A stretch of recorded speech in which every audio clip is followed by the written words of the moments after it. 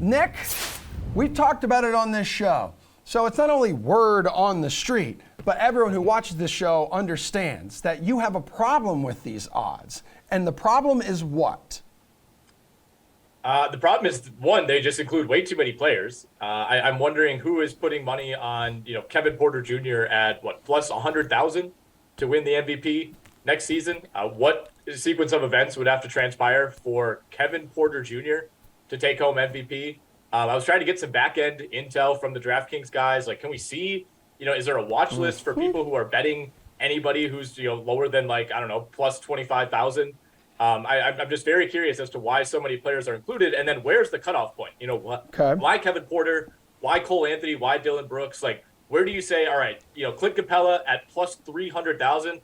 That's where we have to draw the line. Okay, but then there's also the RJ Barrett thing at plus 80,000, right? Plus 80,000. Yeah, plus 80,000. I mean, I have long been an RJ Barrett supporter. I think the Knicks would be wise to see his long-term development through. I know it's been a little bit rocky, but still, plus 80,000. I don't know, man. I don't know. Like I said, I want to see the list of people who are betting RJ Barrett. I don't care what the number is, but especially at that number. Jeff, if you could bet anyone right now, NBA MVP next season, who you sprinkle goodness on? I'm going to be lame here after Nick said RJ Barrett and go with the favorite, but I truly believe next season is going to be Luka Dončić's year. I think he could easily average a 28-point triple-double. He just got Christian Wood to bolster that core. I think there's a chance that they add even more through free agency. Hey, they might be open to acquiring a big-name free agent. We don't know. They're going to lose Jalen Brunson, so they'll have space to fill. Luka, he saw, I think, around a 40% usage rate last season. It's just through the roof. The Mavs made the Western Conference Finals. They could easily make the finals next year, in my opinion. I like where they're at right now at DraftKings Sportsbook to actually win an NBA title. But Luka Dončić, I think they're going to be a top 3 seed. He could easily have another huge year, take another mini step. MVP could be his. Yeah, preseason betting favorite each of the past 2 seasons too, and still in search of what feels like an inevitable MVP award. I'll agree with you on that. Chinmay, who is your NBA MVP bet right now?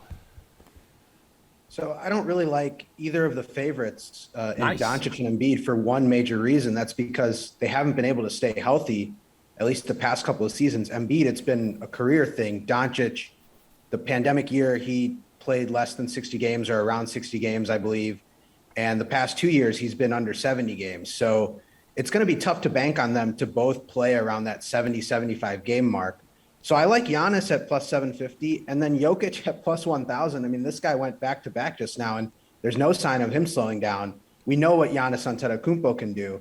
So those are 2 guys that I like just below that, top threshold, who could still put up excellent numbers and are going to be in the MVP conversation.